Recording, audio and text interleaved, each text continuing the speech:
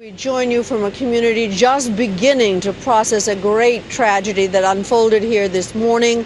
A little while ago, I was just down the street where 1,000 people gathered inside and outside St. Rose Catholic Church here in Newtown, Connecticut, to mourn the loss of 26 people, including 20 school children, almost between the ages of 5 and 10 years old, shot and killed in their elementary school. Classrooms this morning. Schools in this town are part of the draw for people who live here with some of the highest test scores in the state. It's the kind of place parents move to for the sake of their children's school. ABC's Dan Harris has been at the scene since early today. Dan? Cynthia, good evening. It all started just a little ways behind this volunteer fire department down the road at a suburban elementary school, which tonight is in the history books for the worst of all possible reasons.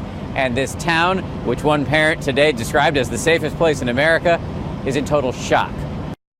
90 minutes into the school day on a bright winter morning here, police got a call from the Sandy Hook Elementary School.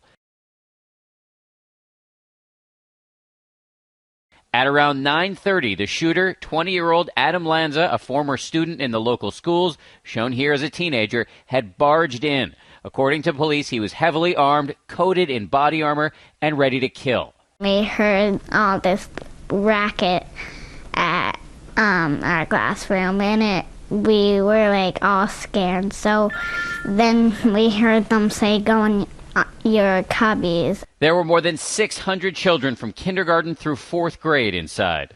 It was really scary. Teachers just said, "Sit down inside the corner and be quiet." Calls went out to police even as shots were still being fired, and within 5 to 10 minutes, tactical teams with long guns drawn swarmed the school, a stark contrast against the backdrop of this bucolic, woodsy neighborhood.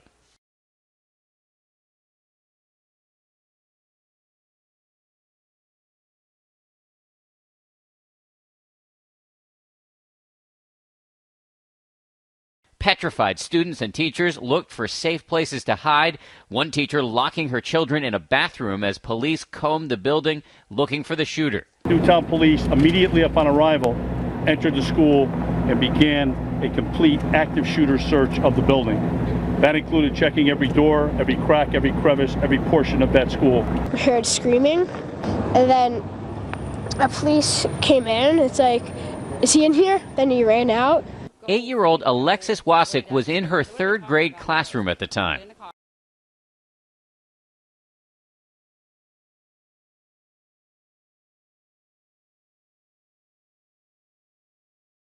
Were kids crying and screaming? Yeah.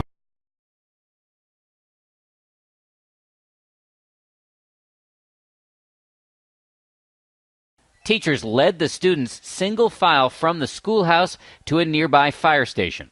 We got in the line and we had to close our eyes. And we all put our hands on other people's shoulders, and then our teacher held the first person's hand and she let us out. Parents were alerted by text message, and a frantic parade of them arrived at the fire station hoping to find their children alive. It's heartbreaking. It's heartbreaking. I mean, I don't remember. When I heard, I started crying. Alexis's parents were among the lucky. Her mom says when she arrived at the firehouse, Alexis was already with her father. He had her in his arms and, and crying. And so she just goes, "Mama, I'm okay. I'm here." The rampage and the evacuation all happened in a flash, but we wouldn't know the full scope of the horror for hours.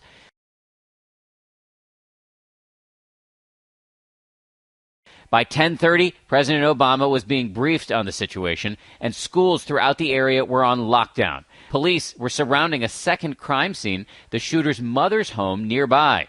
At around noon, the horrifying numbers were announced. ABC News learned that Lanza had killed 27 people, most of them children.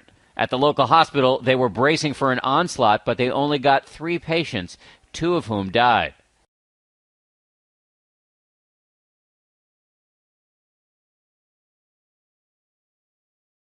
At the firehouse, where students were still gathered waiting for their parents, we met another mother whose children go to a nearby school. She told us she was here to support her friends and to put off picking up her own children because she didn't want to tell them about this massacre.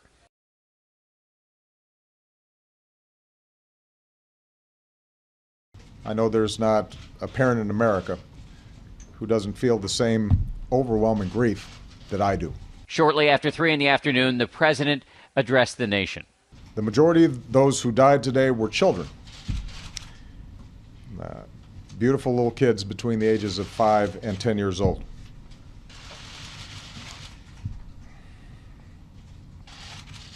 Among the fallen were also teachers, men and women who devoted their lives to helping our children fulfill their dreams. Not long after that, police announced that Lanza had shot his mother, who was believed to have worked at the school at some point, at her home before he then went and stormed the school.